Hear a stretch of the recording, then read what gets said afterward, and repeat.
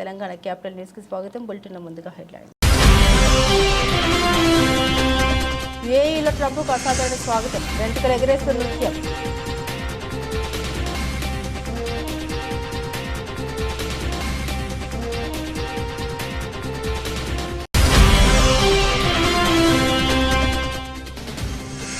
భారత్లో ఐఫోన్ తయారీ వద్దన్న ట్రంప్, అయినా తగ్గేదే లేదన్న యాపిల్.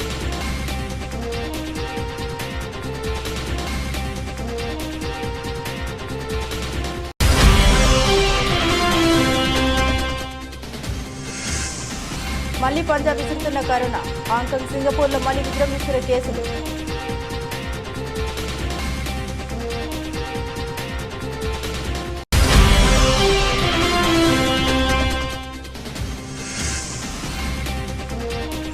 ఒక ఇరిగేషన్ శాఖలోనే 1000 ఉద్యోగాలు ఇచ్చాం, సీఎం రేవంత్ కు మాజీ మంత్రి హరీష్ సవాల్.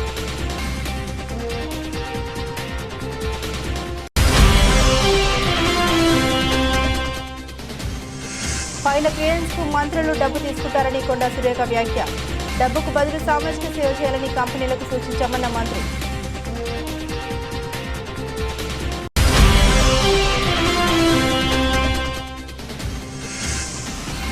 డౌన్ ట్రెండ్ లో బంగారం, క్రమేణ తగ్గుముఖం పడుతున్న గోల్డ్ ధరలు.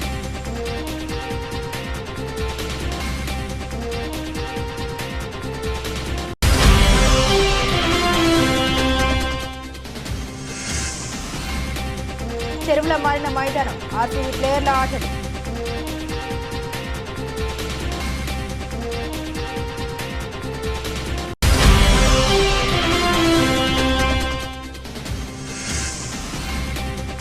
ఎన్టీఆర్ బర్త్డే స్పెషల్, వాటి నుండి గిఫ్ట్ ఇవ్వబోతున్న హృతిక్ రోషన్.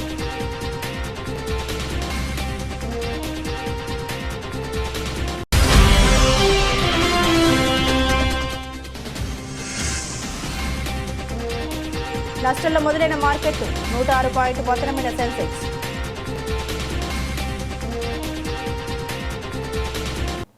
అమెరికా అధ్యక్షుడు డొనాల్డ్ ట్రంప్ తన మధ్య ప్రాచ్య పర్యటనలో భాగంగా గురువారం యునైటెడ్ అరబ్ ఎమిరేట్స్ చేరుకున్నారు. ఖతర్ పర్యటన ముగించుకొని యూఏఈకి విచ్చేసిన ఆయనకు దేశ అధ్యక్షుడు Mohammed bin Zayed Al Nahyan ఘన స్వాగతం పలికారు. అబుదాబిలోని అధ్యక్ష భవనం కసర్ అల్ వతన్లో ట్రంప్కు అందించిన ప్రత్యేక సాంస్కృతిక స్వాగతం ఇప్పుడు సోషల్ మీడియాలో అందరి దృష్టిని ఆకర్షిస్తుంది. కసర్ అల్ వతన్కు చేరుకున్న ట్రంప్ను యూఏఈ, ఓమన్ దేశాలకు చెందిన సాంప్రదాయ ఆల్ అయాలా నృత్యంతో ఆహ్వానించారు. ఈ ప్రదర్శనలో భాగంగా మహిళలు తమ పొడవాటి జుట్టును లయబద్ధంగా అటు ఇటు వేగంగా కదిలిస్తూ నృత్యం చేశారు. వైట్ హౌస్ సహాయకురాలు మార్గో మార్టిన్ ఎక్స్లో పంచుకున్న వీడియోలో డ్రమ్స్, వాయిద్యాలు, పాటలకు అనుగుణంగా మహిళలు నృత్యం చేస్తుండగా ట్రంప్ వారిని చూస్తూ నిలబడి ఉన్నారు. ఈ ప్రదర్శనలో కొందరు పురుషులు కత్తుల వంటి వస్తువులను ఊపుతూ కనిపించారు. యూఏఈలో స్వాగత కార్యక్రమం కొనసాగుతుంది అంటూ మార్టిన్ ఈ వీడియోను షేర్ చేశారు. ఈ వీడియో క్షణాల్లో వైరల్ అయింది. ఇప్పటికే మిలియన్లకు పైగా వీక్షణలు సంపాదించింది. ఈ సాంస్కృతిక ప్రదర్శనపై ముఖ్యంగా మహిళలు తల వెంట్రుకల్ని వేగంగా కదిలించడంపై పలువురు నెటిజన్లు ఆసక్తి కనపరిచారు. మహిళలు అలా తల వెంట్రుకలు ఎగరవేయడం వెనుక ఆంతర్యమేమిటి అని ఒకరు ప్రశ్నించగా, ఈ హెయిర్ స్వింగింగ్ గురించి ఎవరైనా వివరిస్తారా అని మరొకరు వ్యాఖ్యానించారు. United Nations Educational, Scientific and Cultural Organization UNESCO ప్రకారం ఆల్ అయాలా అనేది ఒక సాంస్కృతిక ప్రదర్శన. ఇందులో కవిత్వ, గానం, డ్రమ్, సంగీతం, నృత్యం ఉంటాయి. ఇది ఒక యుద్ధ సన్నివేశాన్ని ప్రతిబింబిస్తుంది. సాంప్రదాయ దుస్తులు ధరించిన బాలికలు ముందు వరుసలో నిలబడి తమ పొడవాటి జుట్టును అటు ఇటు వేగంగా కదిలిస్తారు. సుమారు 20 మంది పురుషులు 2 వరుసల్లో ఎదురెదురుగా నిలబడి ఈటెలు లేదా కత్తులకు ప్రతీకగా సన్నని వెదురు కర్రలు పట్టుకుంటారు. ఈ నృత్యాన్ని సాధారణంగా ఓమన్, యూఏఈలలో వివాహాలు, పండుగల సందర్భాలు ప్రదర్శిస్తారు అని అన్ని వయసుల సామాజిక వర్గాల వారు ఇందులో పాల్గొంటారు. ప్రధాన కళాకారుడి పాత్ర సాధారణంగా వంశపారంపర్యంగా ఇస్తుంది. ఇతరులకు శిక్షణ ఇచ్చే బాధ్యత కూడా అతనిదే. ఖతర్, సౌదీ అరేబియా పర్యటన అనంతరం ట్రంప్ మధ్య ప్రాచ్య పర్యటనలో యూఏఈ చివరి మజిలీ. ఈ పర్యటనలో భాగంగా ఆయన వెళ్లిన ప్రతి గల్ఫ్ దేశంలోనూ అంగరంగ వైభవంగా స్వాగత ఏర్పాట్లు చేశారు. మంగళవారం ఉదయం సౌదీ అరేబియాలో ట్రంప్ ప్రయాణిస్తున్న ఎయిర్ ఫోర్స్ 1 విమానానికి 6 ఫైటర్ జెట్లు ఎస్కార్ట్గా రాగా, ఖతర్లో కూడా ఫైటర్ విమానాలు ఆయన విమానానికి రక్షణగా వచ్చాయి. అంతేకాకుండా ఆయన కాన్వాయ్కి డజన్ల కొద్దీ ఒంటరి స్వాగతం పలికాయి.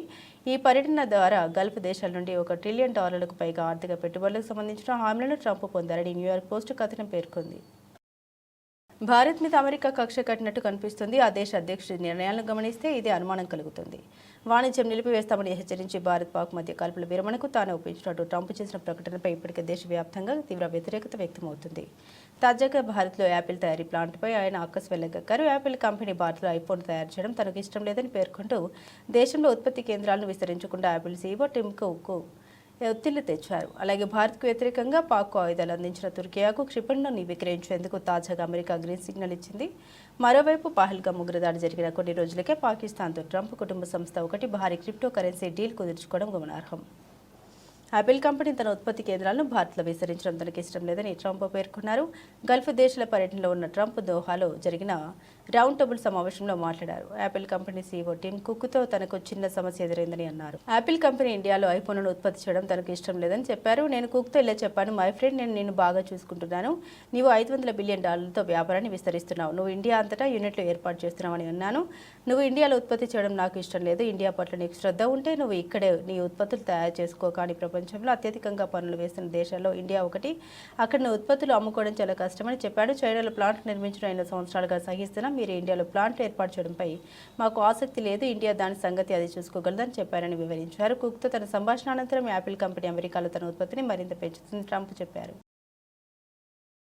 ఆసియాలోని పలు దేశాల్లో కరోనా వైరస్ మరోసారి పంజా విసురుతోంది. ముఖ్యంగా అధిక జనసాంద్రత కలిగిన హాంకాంగ్, సింగపూర్ నగరాల్లో కోవిడ్ కేసులు వేగంగా పెరుగుతున్నాయని అక్కడి ఆరోగ్య అధికారులు హెచ్చరికలు జారీ చేశారు. ఈ పరిణామం ఆసియా వ్యాప్తంగా ఆందోళనకు దారితీస్తుంది. హాంకాంగ్లో ప్రస్తుతం వైరస్ కేసులు చాలా ఎక్కువగా ఉన్నాయని నగర ఆరోగ్య పరిరక్షణ కేంద్రంలోని అంటువ్యాధుల విభాగం అధిపతి ఆల్బర్ట్ స్థానిక మీడియాకు తెలిపారు. ఇటీవల కాలంలో హాంకాంగ్లో శ్వాసకోశ నమూనాల్లో కోవిడ్ పాజిటివ్గా తేలుతున్న వారి శాతం గతేడాది ఇదే సమయంతో పోలిస్తే అత్యధిక స్థాయికి చేరింది. మే 3తో ముగిసిన వారంలో తీవ్రమైన కేసులు, మరణాలు కూడా దాదాపుగా ఏడాదికి గరిష్ట స్థాయికి చేరి 31గా నమోదయ్యాయని సెంటర్ ఫర్ హెల్త్ ప్రొటెక్షన్ గణాంకాలు స్పష్టం చేస్తున్నాయి. గత 2 ఏళ్లలో చూసినంత తీవ్రస్థాయిలో ప్రస్తుత వ్యాప్తి లేనప్పటికీ మురుగునీటిలో పెరుగుతున్న వైరల్ లోడ్, కోవిడ్ సంబంధిత వైద్య సంప్రదింపులు, ఆసుపత్రుల్లో చేరికలు వంటివి 70 లక్షలకు పైగా జనాభా ఉన్న నగరంలో వైరస్ చురుగ్గా వ్యాపిస్తుందని సూచిస్తున్నాయి. ఆసియా ఆర్థిక కేంద్రంగా పేరొందిన సింగపూర్ కూడా కోవిడ్ విషయంలో అప్రమత్తమైంది.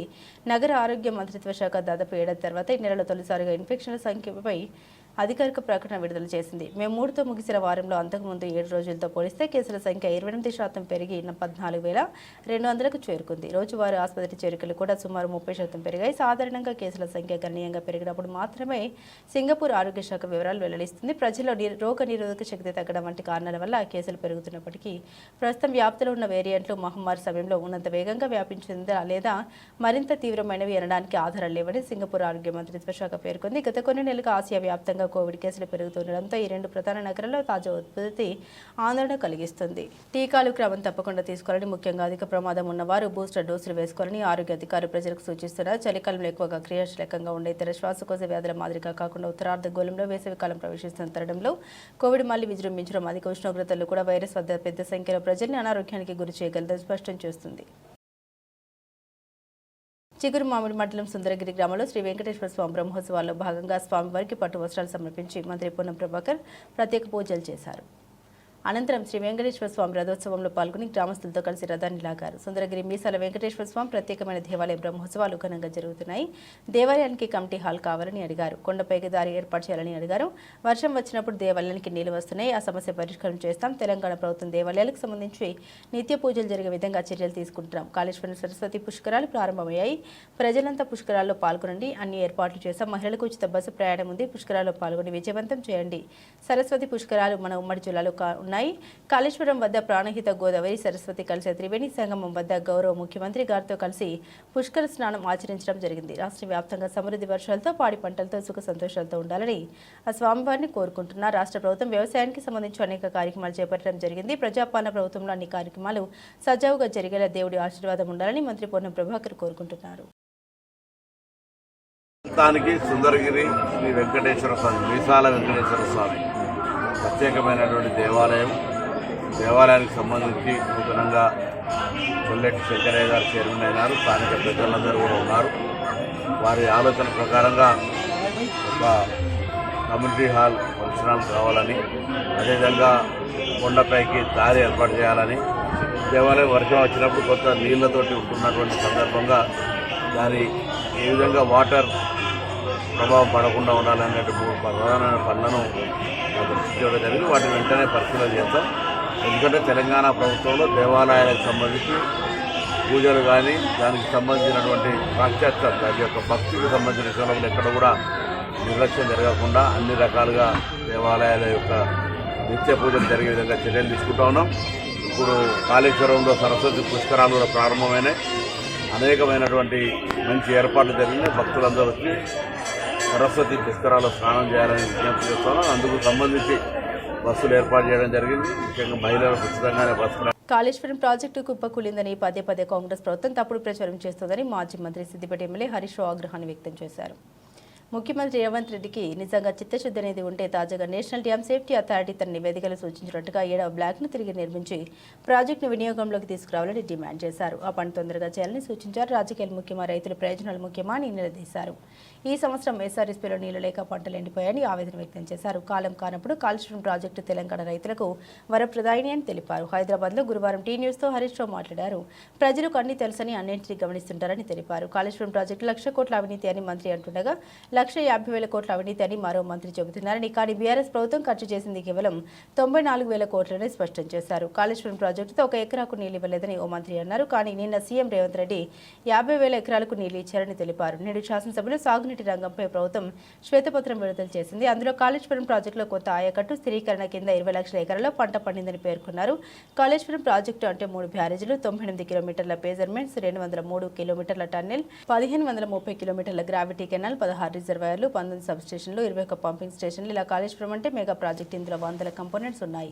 అందులో ఒక కంపోనెంట్ మేడిగడ్డ. ఆ మేడిగడ్డలోని 7వ బ్లాక్లో 2 పిల్లర్లు మాత్రమే కుంగిపోయాయని హరీష్ రావు వివరించారు. నాడు కేసీఆర్ ఇదే రాష్ట్రంలో 73% పీఆర్సీ ఇచ్చారు. ఉద్యోగులకు కూడా రైతు బంధు ఇచ్చారు. రేవంత్ రెడ్డి ఎందుకు ఇవ్వలేకపోతున్నారు? మేము రాగానే డిఏలు ఇస్తామని మేనిఫెస్టోలో చెప్పారు. ఏమైంది?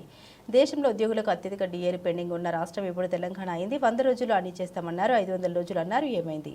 రైతుల విషయంలో, ఉద్యోగుల విషయంలో రేవంత్ రెడ్డి పగబట్టారు. లక్షల కోట్లతో టెండర్లు పిలుస్తున్నారు. మరి రైతులకు, ఉద్యోగులకు, మహిళలకు ఇచ్చిన హామీలు నెరవేర్చడానికి ఏమైందని హరీష్ రావు నిలదీశారు.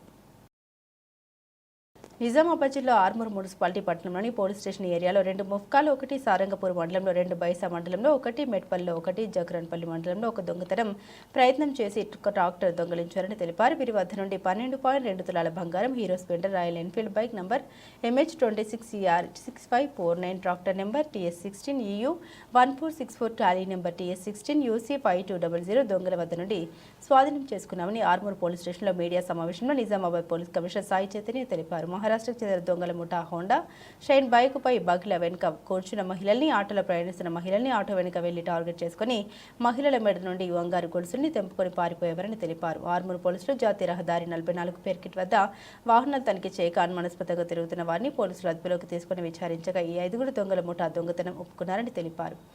నాందేడ్ జిల్లా బోకర్ తాలూకా పొమ్నాన్లా గ్రామానికి చెందిన శ్రీనివాస్ సాహెబ్ రావు పేరెడ్వాడ్, గోరె కేశవ్, సురేష్, పురుబోజీ, బాలాజీ, ఇర్లేవాడ్, నిర్మల్ జిల్లా తల్వాడ గ్రామం చెందిన ఎల్లిశెట్టి శ్రీనివాస్, మహారాష్ట్రకు చెందిన రాజు అప్పారావు పేట వాళ్ళు ఆర్మూర్ పోలీసులు పట్టుకున్నట్లు తెలిపారు. విజయ్ దండేవాడ్ బాబు వీరు పరారులో ఉన్నట్టు తెలిపారు. ఈ మూటను చక్కచక్యంగా పట్టుకున్న పోలీసు అధికారులకు Armoor ACP Venkataramanareddy, Satyanarayana, inspector of police Armoor Sridhar Reddy, circle inspector of police Armoor rural Rajinikanth, sub inspector of police Mupkal police station మరియు Armoor police station crime party సిబ్బంది నేరస్తులు పట్టుకోవడంలో టీములుగా ఏర్పడి కృషి చేశారని తెలిపారు. నిజామాబాద్ సిడిఆర్ సెల్ సిబ్బందిని సిపి సాయి చైతన్య, ఐపీఎస్ నిజామాబాద్ వీరికి రివార్డులు ఇచ్చి అభినందించారు. వీళ్ళందరూ మహారాష్ట్ర వాళ్ళు. దాంట్లో ఇంకొక అక్యూజ్డ్ ఎల్శెట్టి శ్రీనివాస్ అనే అతను నిర్మల్ జిల్లాకు సంబంధించి అతను. అంతేకాకుండా ఇంకా 2 మిస్సింగ్ అబ్స్కాండింగ్ ఉన్నారు. దాని విజయ్ అండ్ దండేవాడ్ బాబు. వాటి గురించి వాళ్ళు ప్రెస్ మీట్ పెట్టడం జరుగుతుంది. రీసెంట్ గా మనం వరుసగా చైన్ స్నాచింగ్ ఇన్సిడెంట్ జరగడం జరిగింది. అయితే దాని గురించి ఒక స్పెషల్ టీమ్ ఫామ్ చేసి వర్కౌట్ చేస్తుంటే ఇవాళ మార్నింగ్ మనకి వెహికల్ చెకింగ్ లో అనుమానాస్పదంగా కొంతమంది కనబడుతుంటే వాళ్ళు చెకింగ్ చేస్తుంటే మనకి అక్యూజ్ పట్టుకోవడం జరిగింది.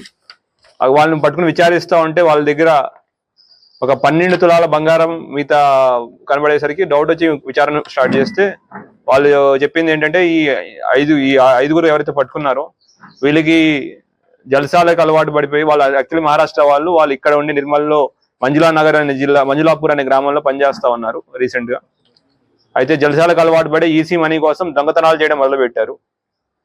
వీళ్ళ దొంగతనాలకి వీళ్ళ ఆల్రెడీ వీళ్ళ దగ్గర హోండా షైన్ బైకును, బుల్లెట్ బైక్ ఉంది. దాంతోపాటు స్ప్లెండర్ బైకును, బుల్లెట్ బైక్ ఉంటే ఇంకొక దొంగతనం చేసిన హోండా షైన్ బైక్ ను వాడుకుని ఎవరైతే లేడీస్ ఆటో వెనకాల ఉంటారో వాళ్ళని ఐడెంటిఫై చేసుకుని వాళ్ళ మెడలోంచి గొలుసులు లాక్కోవడం వీళ్ళ యొక్క మోడస్ ఆపరండి. ఆ విధంగా మొత్తం మన ఆర్మూర్ ఏరియాలో 2, ముప్కాల్లో 1, సారంగపూర్ మండలం అక్కడ 2, గత ప్రభుత్వ హయాంలో మున్సిపాలిటీలో టెండర్ లేవు. 5 సంవత్సరాలుగా రోడ్లు గుంటలుగా మిగిలిపోయాయి. శ్యామలంబ పండుగ కూడా జరగలేదు. కూటమి ప్రభుత్వంలో మంత్రి గుమ్మిడి సంధ్యారెడ్డి చొరవతో పండుగ అంగరంగ వైభవంగా జరుగుతుంది. ఎలక్ట్రికల్ శాఖ మంత్రి గొట్టిపాటి రవికుమార్ పండుగని వినగానే వెంటనే 1.60 కోట్లు మంజూరు చేశారు. ఆ నిధులతో 20 ట్రాన్స్ఫార్మర్లు, 100 విద్యుత్ స్తంభాలు శాంక్షన్ చేశారు. అలాగే పురపాలక శాఖ మంత్రి నారాయణ 2 కోట్లు మంజూరు చేసి వాటర్ శానిటేషన్, మరుగుదొడ్లు, రోడ్లు మరమ్మతులు ఏర్పాట్లకు సహకరించారు. గత ప్రభుత్వం మున్సిపాలిటీ శానిటేషన్కు సరైన సామగ్రి కూడా ఇవ్వలేదు. ఇప్పుడైతే మారిన ప్రభుత్వం అభివృద్ధి వైపు అడుగులు వేస్తుంది. తప్పు చేసిన వారిని అమ్మవారు చూసుకుంటారని మంత్రి గుమ్మిడి సంధ్యారెడ్డి ఆగ్రహాన్ని వ్యక్తం చేశారు.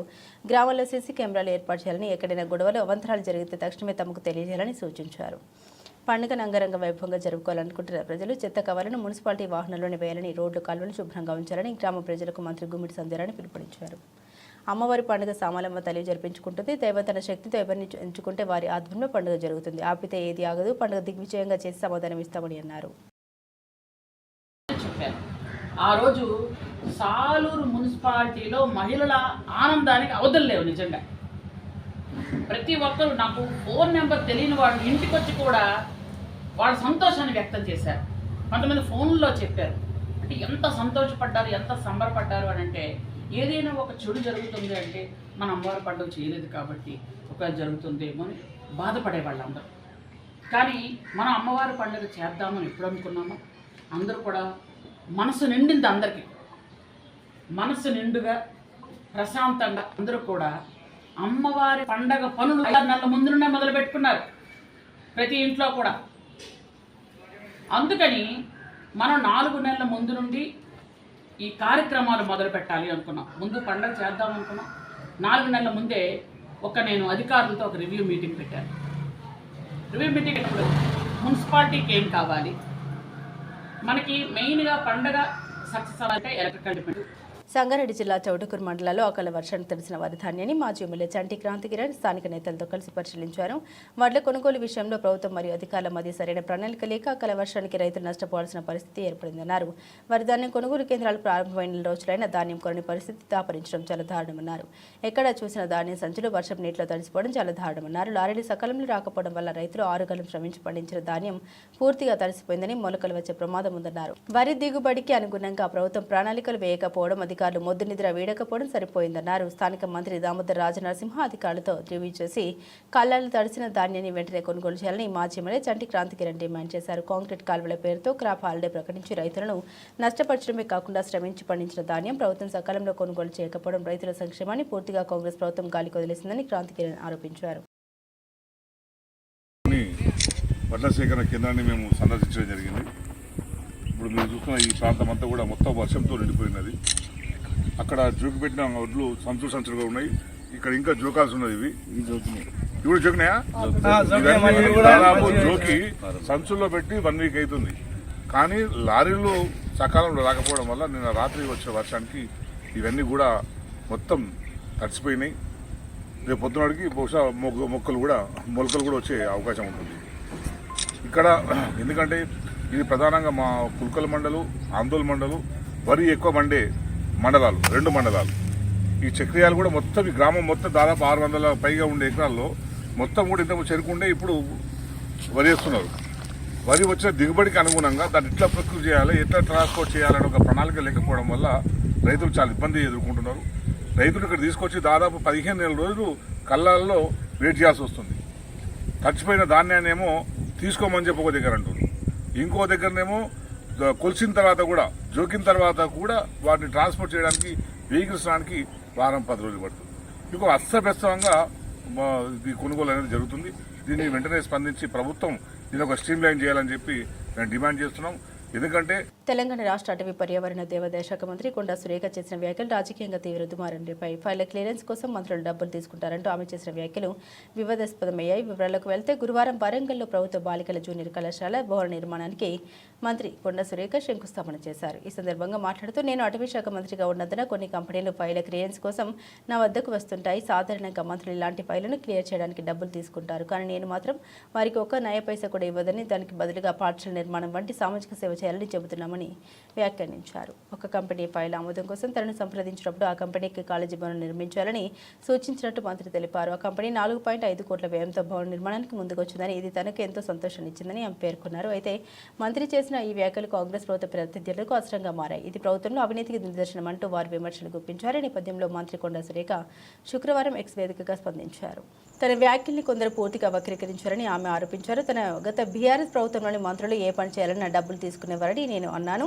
ఆ ప్రభుత్వ మంత్రుల పనితీరును ఉద్దేశించి నేను ఆ వ్యాఖ్యలు చేశానని సురేఖ స్పష్టం చేశారు. తన వ్యాఖ్యల్ని వక్రీకరించడం సరికాదని ఈ అంశంపై త్వరలో వీడియో ద్వారా మరిన్ని వివరాలు వెల్లడిస్తామని ఆమె తెలిపారు. కొండా సురేఖ వివాదాస్పద వ్యాఖ్యలు చేయడం ఇది మొదటిసారి కాదు. గతంలో నటులు నాగచైతన్య, సమంత విడాకుల విషయంలో బీఆర్ఎస్ వర్కింగ్ ప్రెసిడెంట్ కేటీఆర్ నిందిస్తూ ఆమె చేసిన వ్యాఖ్యలు పెద్ద దుమారాన్ని రేపాయి. ఈ విషయంలో నటులు నాగార్జున, కేటీఆర్ వేరువేరుగా ఆమెపై పరువు నష్టం దావాలు కూడా దాఖలు చేశారు. నేను ఒక ఫారెస్ట్ మినిస్టర్ గా ఉన్నాను కాబట్టి నా దగ్గరికి కొన్ని కంపెనీలవి క్లియరెన్స్ కోసం అని చెప్పి ఫైల్స్ వస్తూ ఉంటాయి. మామూలుగా మంత్రులు అట్లాంటి ఫైల్స్ వచ్చినప్పుడు డబ్బులు తీసుకొని క్లియరెన్స్లు ఇస్తూ ఉంటారు. నేనన్నా మాకు ఒక న్యాయపైసా మీరు ఇవ్వాల్సిన అవసరం లేదు, మీరు సమాజ సేవ చేయండి, మా స్కూల్ ఒకటి డెవలప్ చేయండి, మా పేరు మీద అది మీ పేరు గుర్తుండిపోతుంది అని చెప్పినప్పుడు వాళ్ళు మేము పై వాళ్ళతో మాట్లాడాలి మేడం, మా చేతుల్లో లేదు అని సదానంద రెడ్డి. ప్రకాశం జిల్లా గిద్దలూరు ఏరియా ఆసుపత్రిలో మీటింగ్ హాల్లో ఎమ్మెల్యే అశోక్ రెడ్డి 6 మండలాల వైద్య శాఖ అధికారులతో సమావేశమయ్యారు. అంతకుముందు ఏరియా ఆసుపత్రిలోని ఓపీ గదిని, ప్రైమరీ ఔషధ ఆలయం, రోగుల కొరకు ఆర్బో మినరల్ వాటర్ ప్లాంట్ ఎమ్మెల్యే ప్రారంభించారు. అనంతరం అధికారులతో సమావేశమైన ఎమ్మెల్యే అశోక్ రెడ్డి ప్రాథమిక ఆరోగ్య కేంద్రాలు, కంభం, గిద్దలూరు ఏరియా ఆసుపత్రుల సమస్యలపై మాట్లాడారు. ఆసుపత్రులకు వస్తున్న రోగులకు మెరుగైన వైద్య సేవలు అందించాలని మెడికల్ ఆఫీసర్లను, వైద్యులను ఆయన ఆదేశించారు. అలాగే రోగులు ఎంతవరకు ప్రభుత్వ ఆసుపత్రులకు వస్తున్నారని వైద్యులను ఆరా తీశారు. సిబ్బంది కొరత, కొన్ని ఆసుపత్రుల్లో వైద్యుల కొరత అంశాన్ని ప్రస్తావించారు. అలానే ఏరియా ఆసుపత్రి సూపరింటెండెంట్లు గ్రామీణ ప్రాంతాల్లో మెడికల్ క్యాంపులు నిర్వహించాలని ఎమ్మెల్యే సూచన ఇచ్చారు. గత పాలకులు, అధికారులు గిద్దలూరు ప్రభుత్వ ఆసుపత్రి అభివృద్ధిని మర్చి 100 పడకలుగా మారవలసిన ఆసుపత్రిని 40 పడకల ఆసుపత్రిగా మార్చడంపై ప్రస్తావించారు. గిద్దలూరు ప్రభుత్వ ఆసుపత్రిని 100 పడకల ఆసుపత్రిగా తీర్చిదిద్దేంత వరకు శ్రమించేది లేదని అన్నారు. ఇప్పటికే ఆసుపత్రి ప్రాంగణంలో అభివృద్ధి పనులు వేగంగా జరుగుతున్నాయని, సిమెంట్ రోడ్లు వేయడం, కాంపౌండ్ వాళ్లు కట్టించడం వంటివి పూర్తి చేయడం జరిగిందన్నారు. 108, 104 సర్వీసులు ప్రజలకు ఏ విధంగా సేవలు అందిస్తున్నాయని రికార్డులు పరిశీలించారు. నియోజకవర్గంలో 24 గంటల పాటు తెరిచి ఉండే ఆరోగ్య కేంద్రాల్లో వైద్యులు ఖచ్చితంగా ఉండాలని ఆదేశించారు. అక్కడ ఉన్నటువంటి నెంబర్ ఆఫ్ ఓపీస్ ఎలా వస్తున్నాయి, ఇన్పేషెంట్స్ ఎలా ఉన్నారు, ఇన్స్టిట్యూషనల్ డెలివరీస్ ఎలా జరుగుతూ ఉన్నాయి, టార్గెట్ ఇచ్చిన మేరకు కంప్లీట్ చేస్తున్నారా లేదా అనేటువంటివే కాకుండా అక్కడ ఏదైతే వారికి సంబంధించినటువంటి క్యాడర్ స్ట్రెంత్ ఎంత ఉన్నారు, వారికి ఈ స్టాఫ్ ప్యాటర్న్ లో వారికి ఏదైనా తక్కువగా ఉన్నట్లయితే సంబంధిత అధికారులతో కానీ లేదా గౌరవ ఆరోగ్య శాఖ మంత్రితో కానీ, గౌరవ చీఫ్ ప్రిన్సిపల్ సెక్రటరీ గారు హెల్త్ కి సంబంధించిన వారితో కానీ, డైరెక్టర్ హెల్త్ వారితో కానీ మాట్లాడి ఇవన్నీ ఫుల్ఫిల్ చేద్దామన్న ఉద్దేశంతో దేశీయ మార్కెట్లో బంగారానికి గిరాకీ సన్నగిలిందా అంటే అవునన్నట్టుగానే పరిస్థితులు కనిపిస్తున్నాయి. గత కొద్ది రోజులుగా పసిడి ధరలు తీవ్ర ఒడిదుడుకులకు లోనవుతుండడం ఇందుకు నిదర్శనం.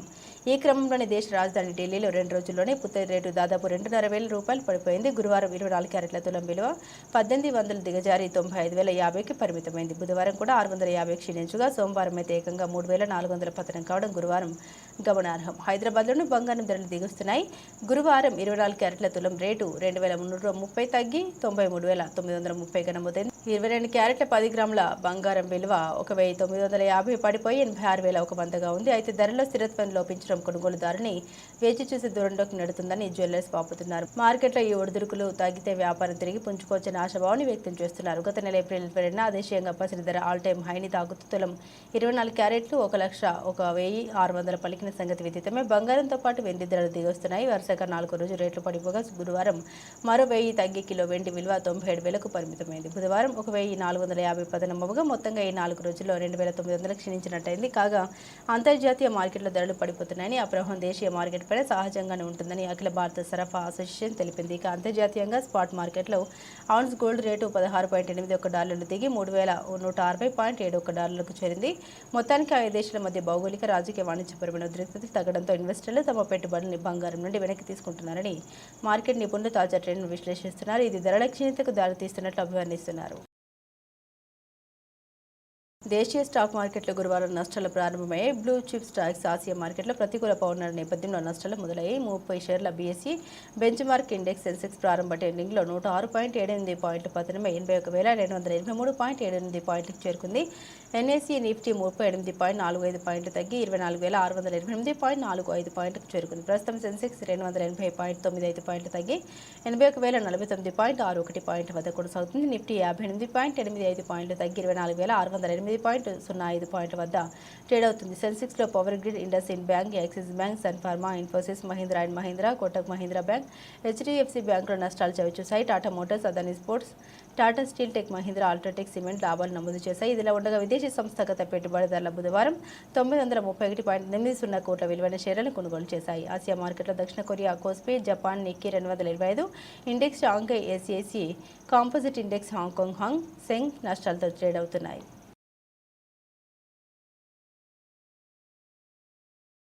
భారత్ పాకిస్తాన్ మధ్య యుద్ధ వాతావరణం కారణంగా వారం రోజుల పాటు వాయిదా పడ్డ ఐపీఎల్ రేపటి నుండి పునః ప్రారంభం కానున్న విషయం తెలిసిందే. బెంగళూరులోని చిన్నస్వామి స్టేడియంలో రేపు రాత్రి 7:30 Kolkata Knight Riders, KKR Royal Challengers Bengaluru తలపనున్నాయి. అయితే గురువారం బెంగళూరులో కురిసిన భారీ వర్షానికి ఈ మ్యాచ్ జరగాల్సిన చిన్నస్వామి మైదానం చెరువులో మారింది. దీంతో చిన్న పిల్లల మారిపోయిన ఆర్సీబీ ఆటగాడు టీమ్ డేవిడ్ నీటిలో ఆటలాడాడు. అతన్ని జట్టు ఆటగాళ్లు ఉత్సాహపరిచారు. ఇందుకు సంబంధించిన వీడియోను ఆర్సీబీ తన అధికారిక సోషల్ మీడియాలో హ్యాండిల్స్లో షేర్ చేసింది. దీనికి టీమ్ డేవిడ్ కాదు, స్విమ్ డేవిడ్ అనే క్యాప్షన్ ఇచ్చింది. ఇప్పుడు ఈ వీడియో సామాజిక మాధ్యమాల్లో వైరల్ అవుతుంది. దీనిపై నెటిజన్లు తమదైన శైలిలో స్పందిస్తున్నారు. మరోవైపు బెంగళూరులో వర్షాల వల్ల రేపటి మ్యాచ్ జరుగుతుందా లేదా అని అభిమానులు ఆందోళన నెలకొంది. ఈ మ్యాచ్తోనే ఐపీఎల్ రీస్టార్ట్ అవుతుందన్న అభిమానులు ఈ గేమ్ కోసం ఆతృతగా ఎదురు చూస్తున్నారు. మరి చూడాలి వరుడు దేవుడు కరుణిస్తాడో లేదో. బాలీవుడ్ నటుడు హృతిక్ రోషన్, టాలీవుడ్ స్టార్ ఎన్టీఆర్ కలిసి నటిస్తున్న భారీ స్ప్రై థ్రిల్లర్ చిత్రం వార్ 2 కోసం అభిమానులు ఎంతో ఆసక్తిగా ఎదురు చూస్తున్న విషయం తెలిసిందే. 2019లో హృతిక్ నటించిన బ్లాక్ బస్టర్ స్పై థ్రిల్లర్ వార్కు సీక్వెల్గా రాబోతుంది. హృతిక్ మరోసారి రా ఏజెంట్ మేజర్ కబీర్ ధాలీవాల్ పాత్రలో కనిపించనుండగా ఎన్టీఆర్ ఈ ఫ్రాంచైజీలో ప్రతి నాయకుడి పాత్రలో నటిస్తున్నట్టు సమాచారం. అయితే ఈ సినిమా నుండి సాలిడ్ అప్డేట్ రాబోతుంది. యంగ్ టైగర్ ఎన్టీఆర్ పుట్టినరోజు సందర్భంగా ఆయన అభిమానులకు ఒక ప్రత్యేకమైన ట్రీట్ లభించబోతుంది. మే 20న 42వ వసంతంలోకి అడుగు పెడుతున్న ఎన్టీఆర్ బర్త్డే వేడుకలకు మరింత జోష్ నింపేందుకు వార్ 2 నుండి క్రేజీ అప్డేట్ ఉండబోతుందని హృతిక్ రోషన్ ఎక్స్ వేదికగా వెల్లడించారు. ఈ సందర్భంగా ఎక్స్ వేదికగా పోస్టు పెట్టాడు. ఈ పోస్టులో తారక్ ఈ సంవత్సరం మే 20న ఏం జరుగుతుందో నీకు తెలుసు అనుకుంటున్నావా? నన్ను నమ్ము, ఏం దాగి ఉందో నీకు ఏమాత్రం అసలు తెలియదు. వార్ 2 కోసం సిద్ధంగా ఉన్నట్టు హృతిక్ రోషన్ రాసుకొచ్చాడు. దీంతో ఈ మూవీ నుండి టీజర్ రాబోతున్నట్టు తెలుస్తుంది. బాలీవుడ్ సాంప్రదాయానికి భిన్నంగా యశ్రాజ్ ఫిల్మ్స్ ఈసారి ఎన్టీఆర్ పుట్టినరోజును ప్రత్యేకంగా పరిగణిస్తున్నట్లు సమాచారం. RRR సినిమాతో దేశవ్యాప్తంగా ముఖ్యంగా హిందీ చిత్ర పరిశ్రమలో ఎన్టీఆర్ సాధించిన విశేషమైన గుర్తింపు దీనికి కారణమని తెలుస్తుంది. ఇది మాత్రమే కాదు, ఎన్టీఆర్ అభిమానులకు మరో సర్ప్రైజ్ కూడా ఉండవచ్చని ఊహాగానాలు వినిపిస్తున్నాయి. స్టార్ డైరెక్టర్ ప్రశాంత్ నీల్తో ఎన్టీఆర్ చేస్తున్న తదుపరి చిత్రం ప్రస్తుతానికి డ్రాగన్ అనే వర్కింగ్ టైటిల్తో ఉంది. నుండి కూడా ఒక ఫస్ట్ లుక్ పోస్టర్ లేదా టైటిల్ ప్రకటన వెలువడే అవకాశం ఉందని సమాచారం. ఒకేసారి 2 భారీ సినిమాల నుండి అప్డేట్స్ వస్తే అభిమానులకు పండుగ అని చెప్పవచ్చు. వార్ 2 టీజర్లో హై వోల్టేజ్ యాక్షన్ సన్నివేశాలతో పాటు హృతిక్ రోషన్ మరియు ఎన్టీఆర్ మధ్య పవర్ ఫ్యాక్ట్ సీక్వెన్లు ఉండవచ్చని భావిస్తున్నారు. అలాగే సినిమా యొక్క స్ప్రై నేపథ్యంలో సాగే కథాంశం యొక్క గ్లింప్స్ను కూడా టీజర్లో చూపించే అవకాశం ఉంది. అయాన్ ముఖర్జీ దర్శకత్వం వహిస్తున్న ఈ చిత్రం వచ్చే ఏడాది ఆగస్టు 14న ప్రపంచవ్యాప్తంగా విడుదల కానుంది. బులెటిన్ ముగించే ముందు హెడ్లైన్స్ మరోసారి. యూఏఈలో ట్రంప్కు అసాధారణ స్వాగతం, వెంట్రుకలు ఎగరేస్తూ నృత్యం.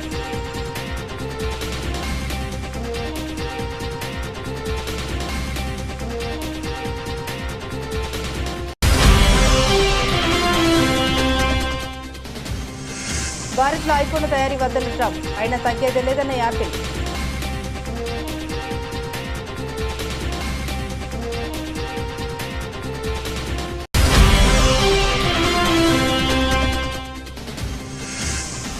మళ్లీ పంజాబ్ విసురుతున్న కరోనా, హాంకాంగ్, సింగపూర్లో మళ్లీ విజృంభిస్తున్న కేసులు.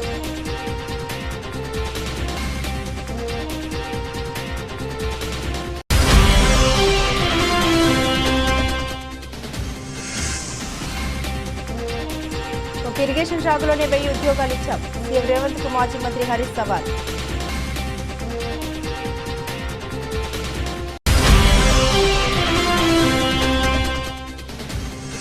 పైన క్లియరెన్స్ కు మంత్రులు డబ్బు తీసుకుంటారని కొండా సురేఖ వ్యాఖ్య. డబ్బుకు బదులు సామాజిక సేవ చేయాలని కంపెనీలకు సూచించామన్న మంత్రి.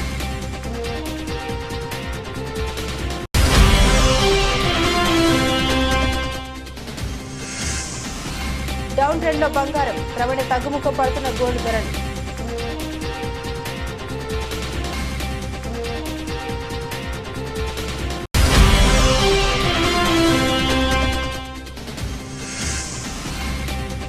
చెరువుల మారిన మైదానం ఆర్సీబీ ప్లేయర్ల ఆటలు.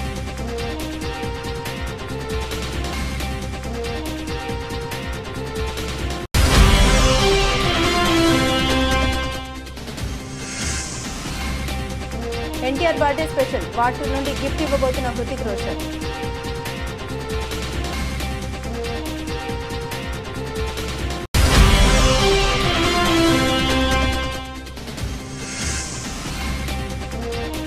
నష్టాల్లో మొదలైన మార్కెట్లు 106 పాయింట్ పతనమైన సెన్సెక్స్.